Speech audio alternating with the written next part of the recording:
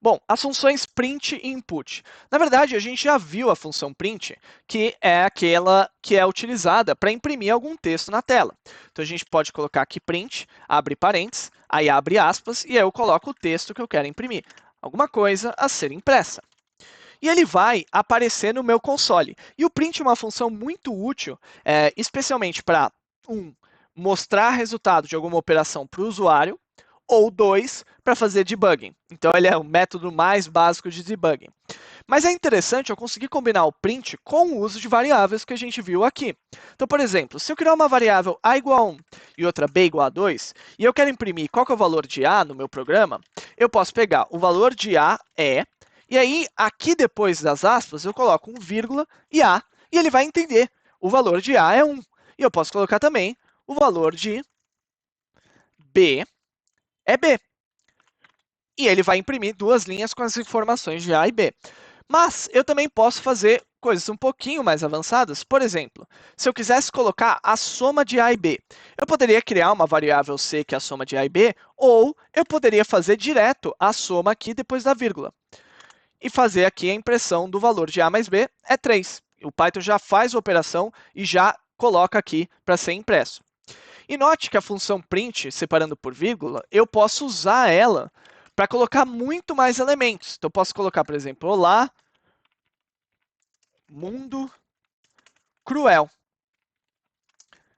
E aí, aqui, ele vai criar uma string nova, um texto novo, combinando essas diferentes partes que eu coloquei depois da vírgula. E é realmente infinito o número de coisas que eu posso colocar, o número de coisas que eu posso colocar entre vírgulas na função print.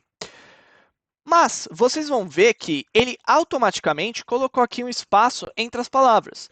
Isso é porque a função print utiliza um separador automático, que é o separador espaço. Ou seja, ele coloca um caractere na separação entre as palavras ou entre os conjuntos de textos que eu coloco aqui. Por exemplo, se eu colocasse A, aqui ele também colocaria um espaço entre o valor de A e as demais palavras.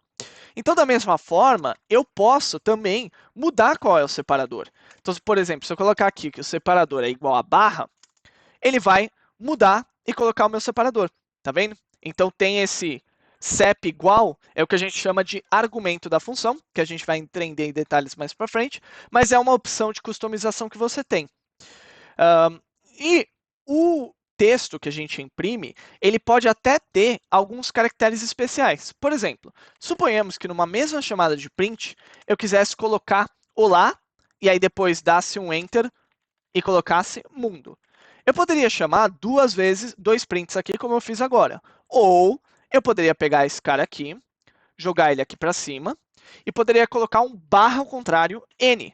O barra ao contrário n, na verdade, os caracteres colocando barra ao contrário, eles são caracteres reservados que falam sobre alguma coisa específica de um texto. Então, existe um caractere usado para identificar o que é pular uma linha. Existe também um caractere usado para identificar o que é dar um tab entre duas palavras. E existem outros caracteres especiais que seguem meio que essa sintaxe do barra ao contrário a alguma letra.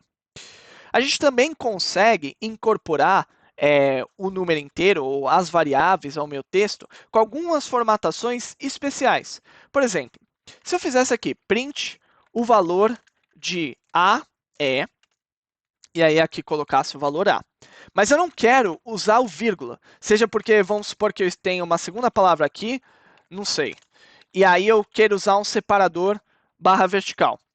Bom, como é que eu conseguiria fazer essa formatação? Existe no Python a sintaxe do porcento alguma coisa. O porcento alguma coisa dentro de um texto, ele indica que aqui eu estou esperando que seja preenchido com alguma variável que eu vou definir posteriormente, através da sintaxe porcento alguma coisa.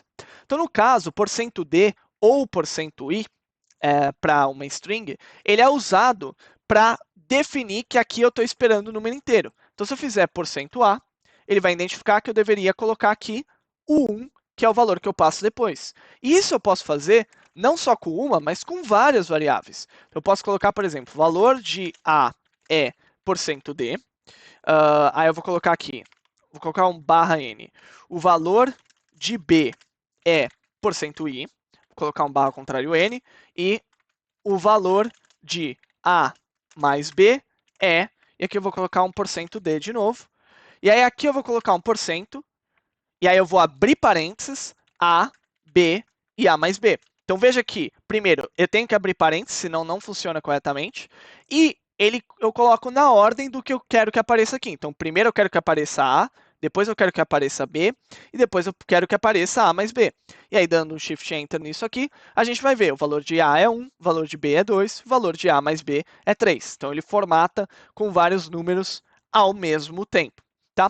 E existe até algumas maneiras especiais de você fazer a formatação utilizando essa sintaxe do porcento.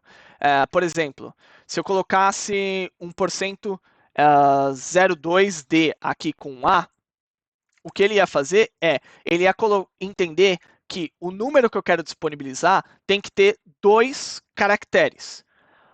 E aí, nesse caso, porque o número que eu tenho é menor do que 10, ele vai colocar zeros na frente. Então, se eu falasse, o meu número tem que ter 3 caracteres, ele ia colocar 001. Vou até colocar um 7 aqui, 007.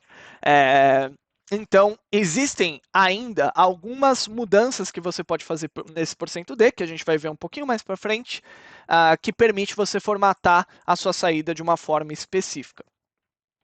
Bom, isso é a função print.